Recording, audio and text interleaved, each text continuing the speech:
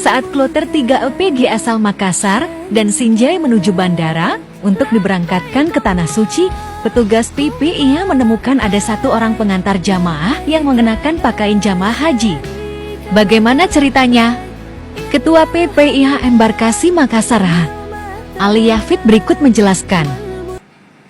Terima kasih. Assalamualaikum warahmatullahi wabarakatuh.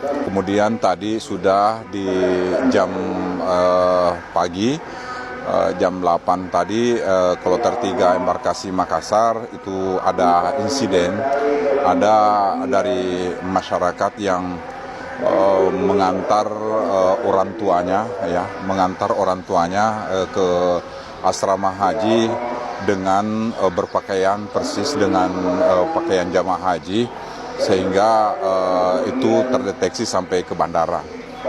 Masuk ke bandara dan dari bandara nanti dikembalikan. Itu murni informasi dari teman-teman bahwa itu murni untuk mengantar orang tuanya untuk berhaji, tapi setelah diselidiki memang orang ini mungkin sedikit punya ada kelainan lah, karena mereka kami informasikan dari teman-teman bahwa itu betul-betul tidak terdeteksi dengan pakaiannya seperti jamaah, ya, pakai tas selendang, kemudian pakai kos tangan dan itu.